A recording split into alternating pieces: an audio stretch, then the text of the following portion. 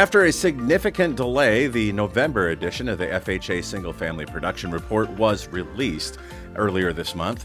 HECM FHA case number assignment volume fell 22% from October, recording 2,623 HECM applications that were assigned a case number. Now, this is significantly below the rolling 12-month median of 3,400 units. Assuming a standard 4-month lag time between a HECM case number assignment to endorsements, we are likely to see approximately 1,900 endorsements recorded in the month of March. And also, using the same approach, February endorsements could range anywhere from 2,300 to 2,500 units.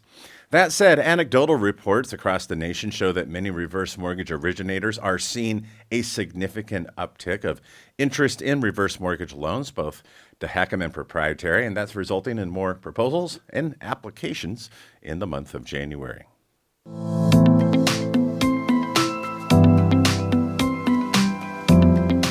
Much to the chagrin of would-be home buyers, property prices just keep rising, at least in many markets. It seems nothing, not even the highest mortgage rates that we've seen in nearly 25 years, can stop the continued increase of home prices. But will the market crash in 2024?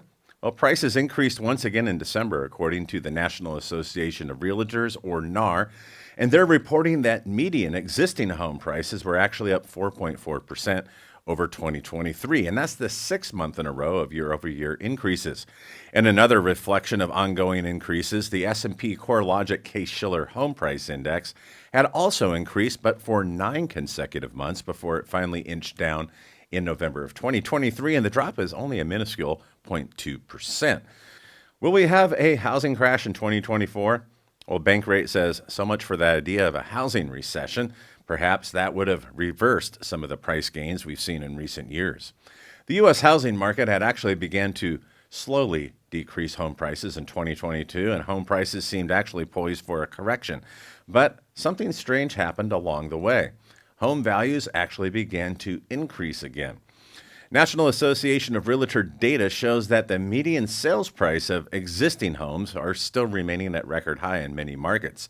December 2023's median of $382,600 is off the all-time high of $413,000, but not by much, especially for a typically quiet time of year. And then we've seen, of course, the seasonal fluctuation in home prices, but overall, we're seeing that home prices have remained frozen in place or slightly increased.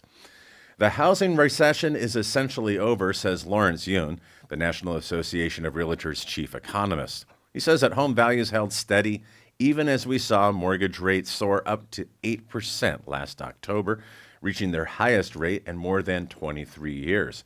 Of course, we've seen them drop down a little bit, falling just below 7% for those with good credit on a 30-year mortgage. But the main culprit we see today that is holding up home prices is a lack of housing supply.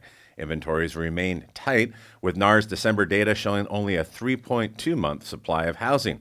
You're not going to see home prices decline, says Rick Arvello, head of mortgage firm New American Funding. You're not going to see home prices decline, says Rick Arvello, head of mortgage firm New American Funding. There's just not enough inventory. And common real estate wisdom says that we need at least 6 months of housing inventory or more to see prices decline. Skylar Olson, chief economist at Zillow, agrees about the supply and demand imbalance. Her recent forecast says that home prices will keep rising into 2024. Welcome news for sellers, but not so great for those trying to get into their first home and become a homeowner for the first time. Now, we're not in that space where things are suddenly going to be more affordable, says Olson.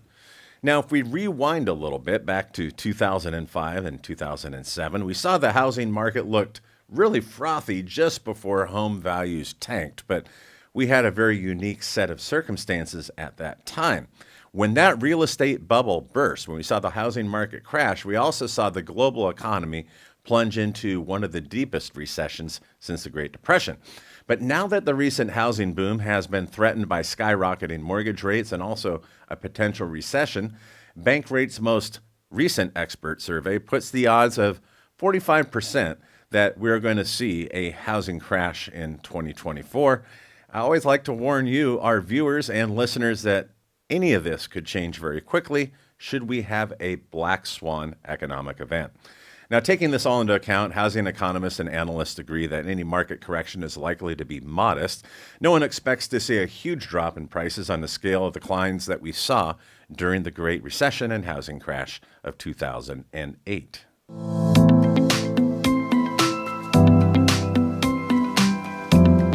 And while our last story shows that real estate professionals think that home prices will be just cheeky in 2024, another analyst says that a hard landing is coming for the U.S. economy in mid-2024, that according to Citibank's chief economist. While not welcome news for any American, a recession actually could increase interest in reverse mortgages by cash-strapped homeowners, and we can only hope that that is an option for many of them. There is this very powerful and seductive narrative around a soft landing, and we're just not seeing it in the data, said Citi chief economist Andrew Hollenhorst in a recent CNBC interview. Now, he goes on to say that on the surface, we're seeing that the data looks great, but if you look deeper, the economy is benefiting from historically low unemployment and stronger consumer spending and also robust GDP growth. But there's something else that's going on beneath the surface, more than actually meets the eye. The question is, where are these forward-looking indicators showing us that we're going to go?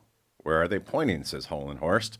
Well, one place is that the economy is showing a weakness in the labor sector, and perhaps you've seen the news reports of large layoffs. Now, January had a blowout jobs report, in fact, adding 353,000 jobs to the economy, but if you look a little bit deeper, the number of hours worked is actually decreasing.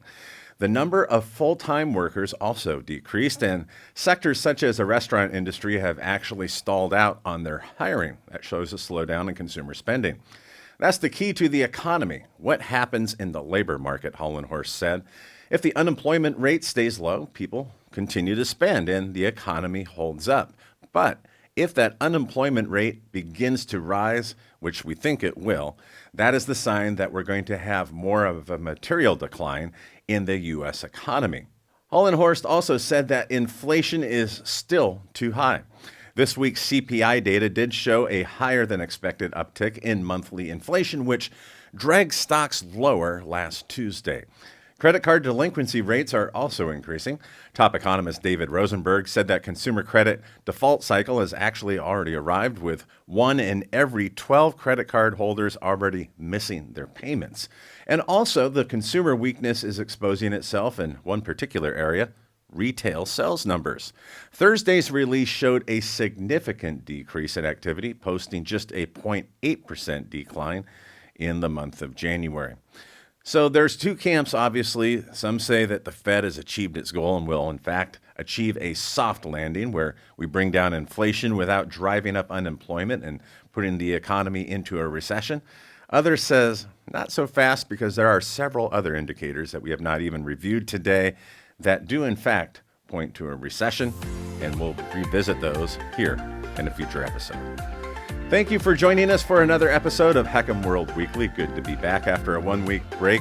We would invite you to subscribe to our YouTube channel. That way you never miss an episode. If you're watching this on YouTube, you can also find us at HECMWorld.com, HECMWorld.com.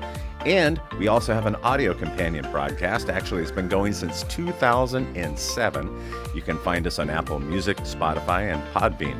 Thanks again for joining us, and be sure to return next week for more reverse mortgage news curated just for you, the mortgage professional.